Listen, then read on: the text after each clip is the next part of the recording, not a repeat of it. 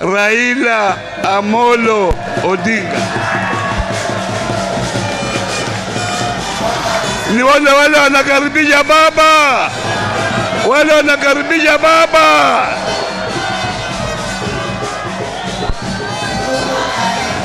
Haya. Haya. Haya. Lamu hoye. Lamu hoye. Vijana hoye. Wamama hai.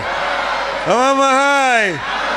Asanteni sana kwa kutukaribisha kwa ile nyoyo ya mkunjufu. Watu wa Lamu kila mara wanapenda sana kutukaribisha vizuri. Ndio sababu nikija hapa nyumbani mimi nijahisi niko nyumbani. Sasa kwanza nataka kuleta salamu kutoka kwa mheshimiwa wanaazimio, Mheshimiwa Uhuru Muigai Kenyatta. Mnapokea? Pili, Mheshimiwa Stephen Kalonzo Musyoka. Mnapokea? Tatu, Mama Martha Wangari Karua. Mnapokea? Pili, nataka kutoa shukrani sana kwa huyu mama huyu. Mama Zara Shei amesimama imara na sisi miaka nenda rudi. Alianza na marehemu Jaramogi Oginga Odinga. Mara kama yeye ufanya mambo yote, anafanya mpaka hata ndururu, hata hela Kibaki anaweka kwa chama. Yeye ni mwenye chungu mwaminifu kamili kabisa. Natoa shukrani sana. Mimi si mgeni Lamu. Mimi kwanza nimekuja Lamu mara mingi, lakini vile mimi najua historia ya Lamu. Nimewaambia watu leo ya kwamba lugha ya Kiswahili iligunduliwa hapa Lamu zaidi ya miaka 1000 iliyopita. Hapa kule Pate ndio walianza kuongea lugha ya Kiswahili kwa mara ya kwanza. Wataalamu wanajua hiyo. Ikatoka hapa ikaenda kule Unguja. Walikuwa na kule Unguja na kule Pemba. Baadaye kaingia Tanzania bara. Kisha karudi Kenya bara. Ikaenda Uganda, Rwanda mpaka Kongo. Wanasema namna hii, Swahili ilizaliwa Pati, Lamu. Ikalelewa huko Unguja. Ikabalehe Tanzania bara. Ikashika ugonjwa Kenya bara. Ikafa Uganda. Ikazikwa Rwanda. Maombolezi ni Kongo huko DRC.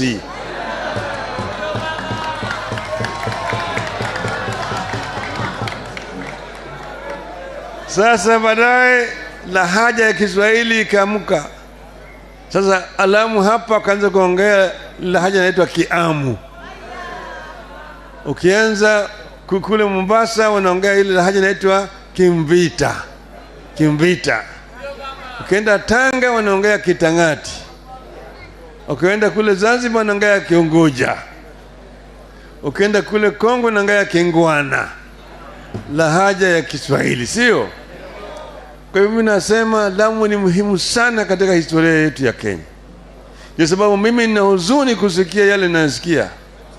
Kama hii hadithi ya watoto wanakufa ndani ya tumbo ya mama yao kwa sababu ya ukosefu ya msaada. Hakuna ambulance na kuna hospitali huko.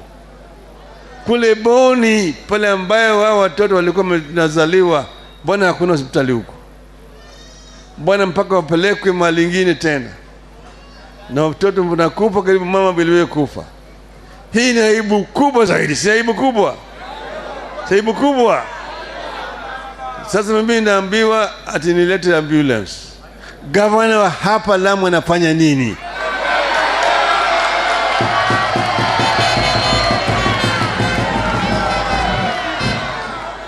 nitamlazimisha alete ambulance kule Boni. Sawa sawa? Asipoleta mimi nitaleta.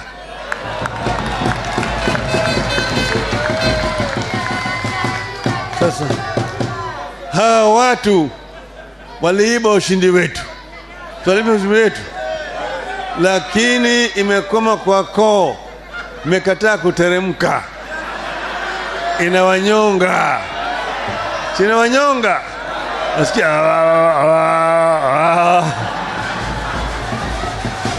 Aviendi. Mambo mingi zimekwama. Mambo mengi zimefanya nini? Wameshindwa sasa, kile wanafanya ni kuongeza ushuru. Ushuru hii, mafuta, unga, mchele, kila kitu imepanda, sio? Sio? Na kazi ambayo wanafanya hakuna.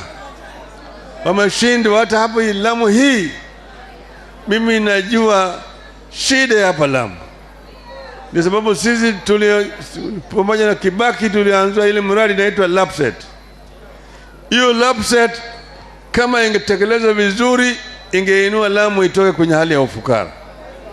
Mimi niliambia Walamu nilipokuja hapa, nilipokuwa nalalamika, nikawaambia kwamba sisi tunataka kufanya Lamu iwe Dubai ya Kenya. Sivyo? Sisema namna hiyo. Leo hii nimeambiwa kwamba hata wavuvi bado hawajapata ile ridhaa yao.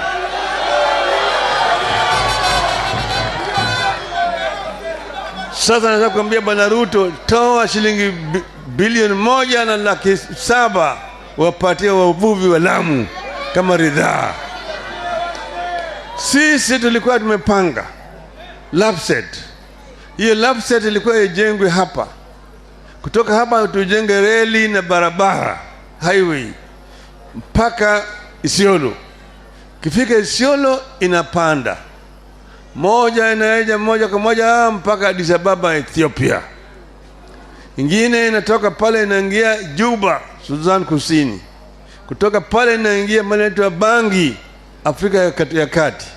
Kutoka pale inaenda mpaka kule bandari ya inaitwa Douala, Cameroon.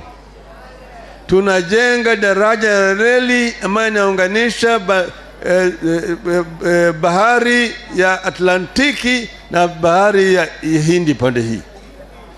Sasa bidhaa ambazo zinatoka upande ya mashariki ambazo zinaenda huko, kutoka Japani, inatoka India, inatoka Uchina, zote zinakuja na meli mpaka hapa Lamu.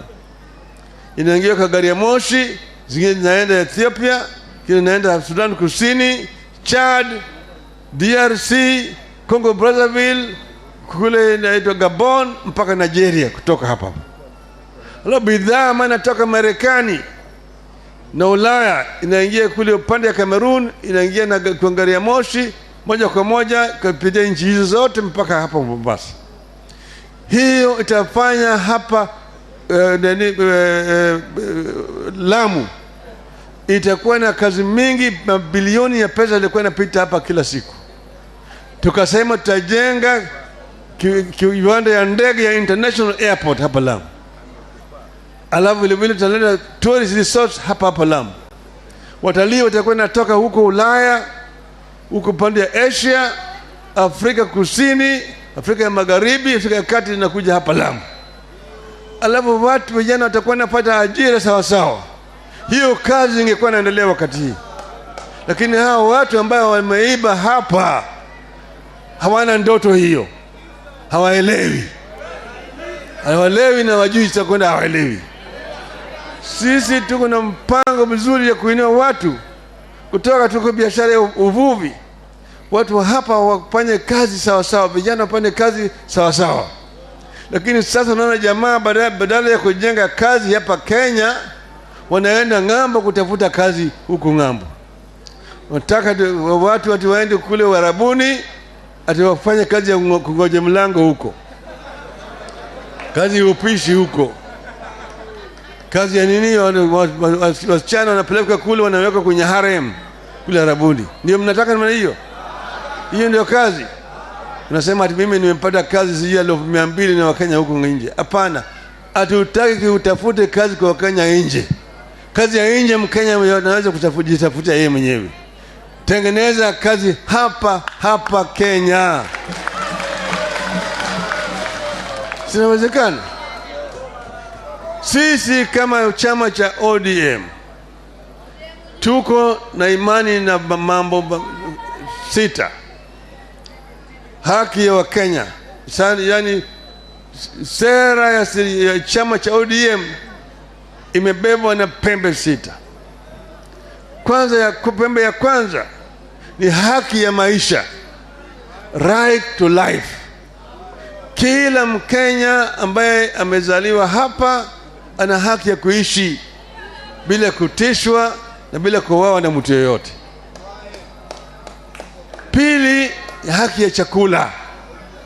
Kila mtoto ambaye amezaliwa katika taifa letu, hata kama wazazi hawana pesa, ana haki ya kupata elimu kuanzia huko kwa nursery, primary, secondary mpaka chuo kikuu kulingana na kipawa chake ya Mwenyezi Mungu. Sawa sawa. Ndio sababu tulisema watoto wanasoma bure kuanzia nursery, primary, secondary mpaka chuo kikuu. Sio? 3, right to food. Yani haki ya kupata chakula. Kila Mkenya anatakana awe anaweza kupata chakula. Tutaki Mkenya analala njaa siku yoyote. Sawa. Sasa 5 ni the right to work. Haki ya kupata ajira. Kila Mkenya kama yeye ameshakuwa mtu mzima apate ajira ili aweze kupata riziki ya kuinua familia yake. Ingine ni right to health. Haki ya afya. Kila Mkenya kama ni mgonjwa, ana pesa hana pesa, apate matibabu sawa sawa. Right to good health sawa sawa. Haya yote tumeweka ndio msingi ya sera yetu ya chama cha ODM. Hii ndio sababu tumekuja hapa kuhubiri injili ya chama cha ODM. Mwingie ndani ya chama chetu cha ODM. Mko tayari? Wangapi wako tayari? Nani mkono hapa? Tunataka Lamu iwe chungwa. Iwe chungwa na tunaungana na nyinyi pamoja ili tuweze kukomboa nchi hii. Na mimi nina hakika na nina imani ya kwamba nchi hii itaweza kukombolewa. Hawezi wameiba lakini imewashinda. Wanajaribu lakini hawawezi. Sawa sawa. ODM. ODM. Tuko tayari. ODM. ODM. ODM. Asante sana, Mungu awabariki. Asante sana Lamu. Tungojee viongozi waondoke alafu